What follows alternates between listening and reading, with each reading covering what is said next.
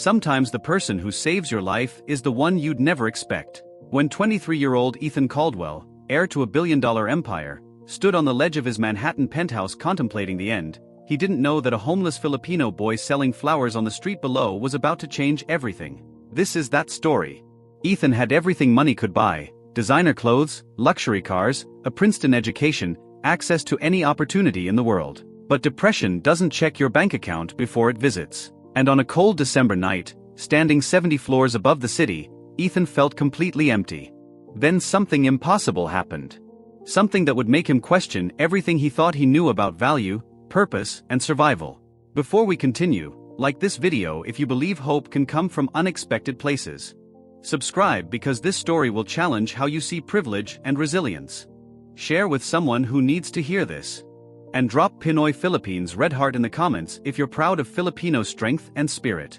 Now, let's begin where despair meets destiny. Ethan Caldwell turned 23 in a hospital psychiatric unit after his second suicide attempt. His father, Richard Caldwell, owned Caldwell Industries, a tech conglomerate worth $4 billion. Ethan was the only son, groomed since childhood to inherit an empire. But somewhere between boarding school, Ivy League pressure, and impossible expectations, Ethan's mind had broken. Depression hit him at 19. It never left. The medications didn't work. Therapy helped temporarily. His parents tried everything: specialists, retreats, alternative treatments. Nothing stuck. By 23, Ethan had dropped out of Princeton, stopped leaving his penthouse apartment, and spent most days staring at walls wondering why existence felt like punishment. His father was frustrated. His mother was terrified. Ethan was exhausted from pretending he wanted to get better when he just wanted everything to stop. December 18th. A Tuesday. Ethan stood on his balcony 70 floors up, looking down at the ant-sized people below. He'd been standing there for an hour. The cold didn't bother him anymore. Nothing bothered him. That was the problem. He couldn't feel anything except the weight of being alive. His phone buzzed with texts from his therapist, his mother, his former girlfriend. He turned it off. Tonight felt different. Tonight felt final. 7 blocks away, a 12-year-old Filipino boy named Angelo was selling roses to strangers outside a subway station. He'd been in New York for 2 months, brought by his mother who'd taken a domestic worker job in Queens. She worked 16-hour days. Angelo wasn't enrolled in school yet, immigration paperwork was complicated. So he sold flowers to help with rent. $5 a rose. He made maybe $30 on good days. Angelo didn't mind the work. Back in Tondo, Manila, he'd helped his grandmother sell sampaguita at the cemetery. This was easier, fewer hours, better pay. But New York was lonely. He missed his cousins, missed playing patintero in the street, missed the chaos of Manila markets. Here, people rushed past without seeing him. Sometimes entire hours passed without a single sale. Angelo stayed optimistic because his mother needed him to be. Someone had to keep hoping. That Tuesday evening, Angelo's usual corner was occupied by another vendor. He walked 7 blocks north, found a spot near a luxury apartment building. Rich neighborhood, maybe people here bought more flowers. He set up his bucket of roses and started his pitch. Flowers for someone special? $5. People walked past like he was invisible. Angelo kept smiling. His mother always said, "Smile, Anik. Hope attracts more hope." He believed her. Ethan climbed onto the balcony railing. His hands gripped the cold metal. The city stretched below him, millions of lights, millions of people who'd keep living after he stopped. Would anyone actually miss him? His parents would mourn the son they'd wanted, not the broken one who'd disappointed them. Ethan closed his eyes, preparing to let go. Then something caught his attention. A voice. A child's voice. Singing. In a language he didn't recognize. Angelo was cold. His fingers were numb. He'd sold 3 roses in 2 hours. But standing still felt worse than moving, so he started singing, a Tagalog song his grandmother used to sing while cooking. Bahay Kubo, about a little nipa hut surrounded by vegetables. It made no sense in Manhattan winter, but it made him feel less alone. He sang softly, not performing, just remembering home. Above him, 70 floors up, someone heard. Ethan opened his eyes. The singing continued, a child's voice, clear and unhurried. He looked down. A small figure stood below, bucket of flowers beside him, singing like the freezing December night was just another evening. Something about that image, a kid selling flowers at 9 p.m., singing in the cold, made Ethan pause. Who was that? Why was he alone? Why was he singing? Ethan didn't let go of the railing. He listened. Angelo finished the song. No one had stopped. No sales. He checked his watch, 9:15 p.m. His mother expected him home by 10. He had $37 today. Rent was due Friday. His mother needed 80 more. Angelo picked up his bucket and started walking. As he passed the luxury building entrance, a doorman stepped out. Kid, you can't sell here. Move along. Angelo nodded politely. Yes, sir.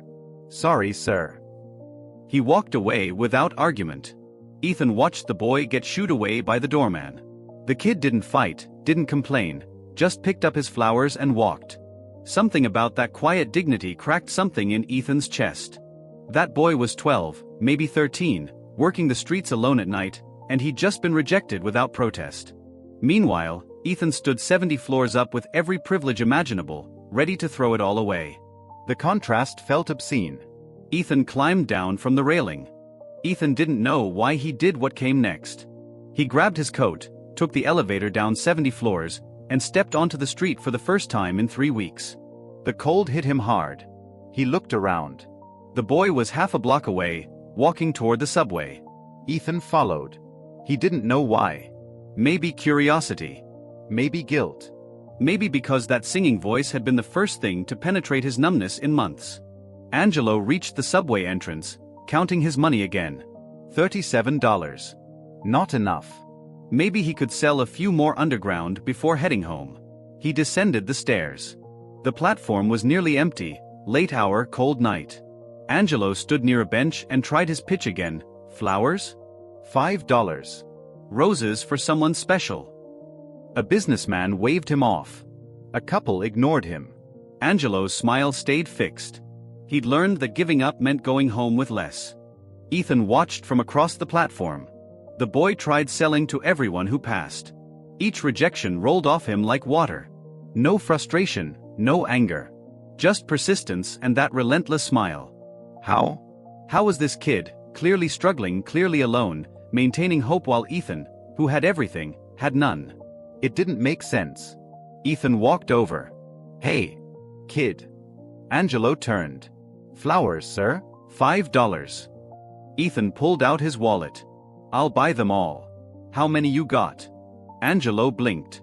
All. Ethan counted the roses. 23 left. How much for all of them? Angelo did quick math. $115, sir. Ethan handed him $200. Keep the change. Angelo stared at the bills. Sir, this is too much. Ethan cut him off. What's your name? Angelo hesitated. Angelo Reyes, sir. Ethan sat on the bench. Sit down, Angelo. I want to ask you something. Angelo sat, clutching the money like it might vanish.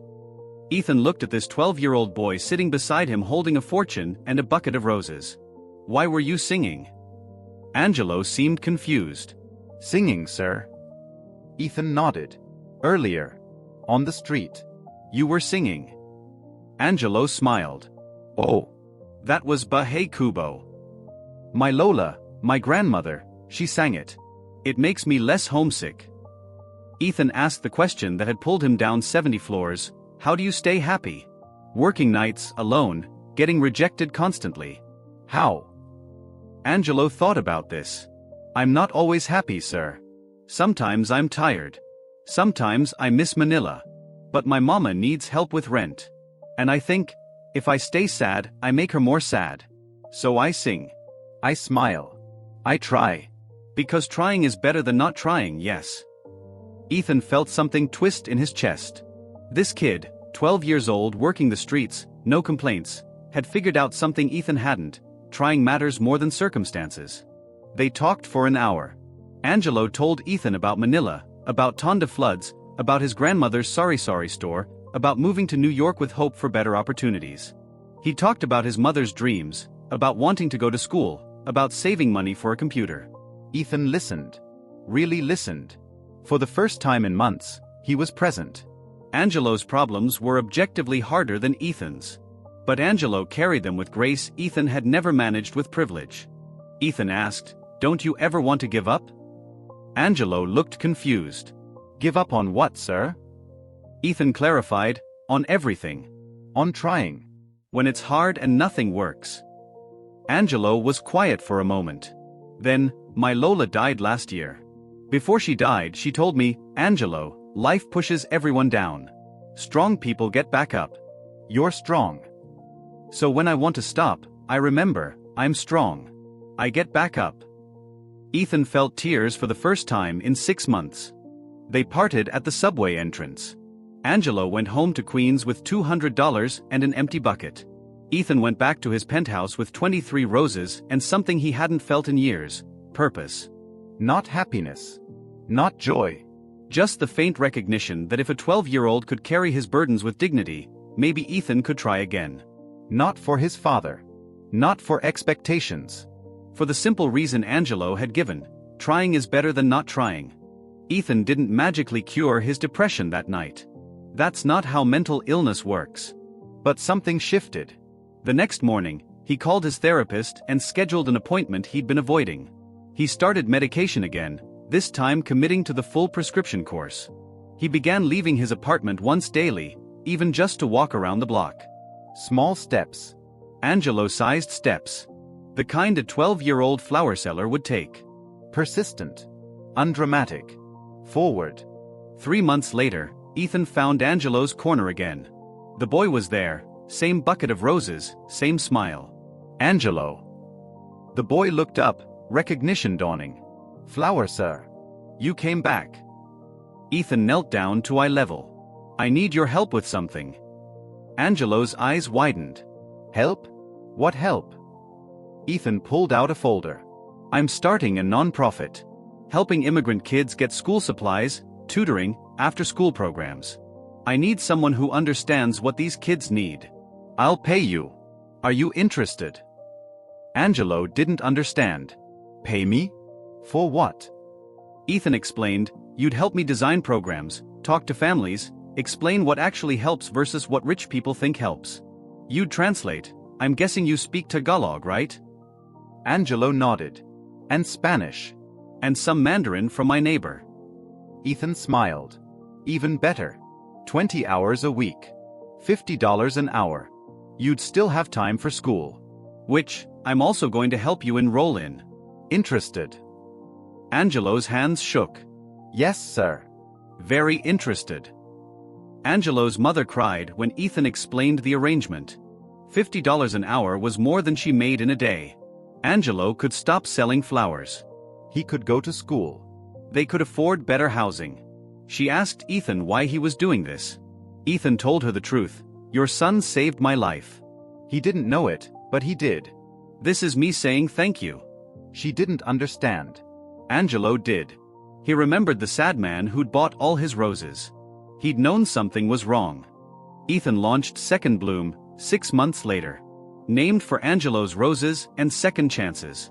They provided school supplies, after-school tutoring, ESL classes, and mentorship for immigrant children in New York.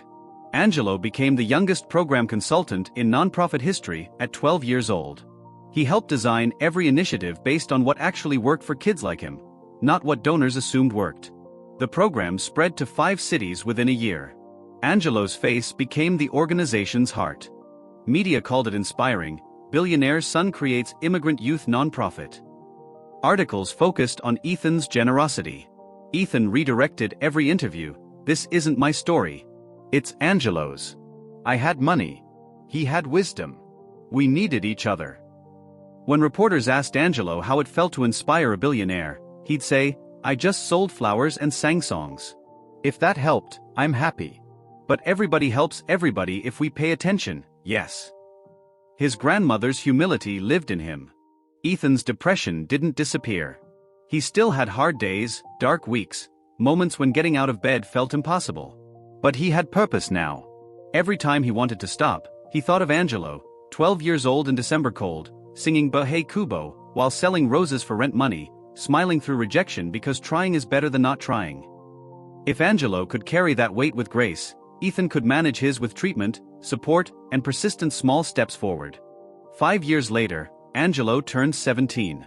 Second Bloom had served 15,000 children across 12 cities. Angelo balanced high school honors classes with 20 hours weekly at the nonprofit. He became fluent in advocacy, comfortable speaking to donors, passionate about immigrant rights. Colleges were already recruiting him. Princeton, ironically, the school Ethan had left. Angelo wanted to study social work. Ethan supported whatever Angelo chose. Their relationship had evolved from helper-helped to genuine friendship. Family, almost. On Angelo's 17th birthday, Ethan gave him a gift, a scholarship fund he'd established in Lola's name, Angelo's grandmother who taught him to sing through hard times. Full ride to any university, graduate school included. Angelo cried. "This is too much." Ethan shook his head. "It's not nearly enough. You gave me my life back with a song and 23 roses. This is just money. You gave me something priceless, a reason to stay." They both understood what he meant. Angelo had stood beneath a balcony 70 floors below, a man contemplating the end. His voice had carried upward at exactly the right moment. Angelo's mother asked Ethan once why he never took credit for saving her son from a life of struggle. Ethan corrected her, "I didn't save Angelo. Angelo saved me. Your son had everything figured out at 12 that I couldn't grasp at 23. Resilience, hope, purpose through service. I just gave him resources to amplify what was already there. He would have succeeded regardless. I gave him a faster path. He gave me a path at all." She understood then. They'd saved each other. Today, Ethan runs Second Bloom full-time. He speaks openly about his depression, about that December night, about standing on a balcony until a child's song pulled him back. Angelo is in college studying social work, still consulting for Second Bloom, still singing "Ba Hey Kubo" when things get hard. They see each other weekly. Every December 18th, they meet at that subway platform. Ethan brings roses. Angelo brings hope. They sit and remember the night everything changed. Not because a billionaire saved a street kid. Because two people saved each other when they both needed saving most. This story isn't about wealth rescuing poverty. It's about connection transcending circumstance. Ethan had everything money could buy and nothing his soul needed. Angelo had nothing material but everything essential: resilience, hope, purpose, and the wisdom to keep singing when life pushed him down. What saved Ethan wasn't his privilege finally serving a purpose. What saved him was witnessing someone with far less carrying far more with grace he'd never imagined possible. Sometimes the person who saves your life isn't who you'd expect. Sometimes it's a 12-year-old boy selling roses in December cold, singing about a little nipa hut, smiling because trying is better than not trying. Sometimes hope doesn't come from where you're looking.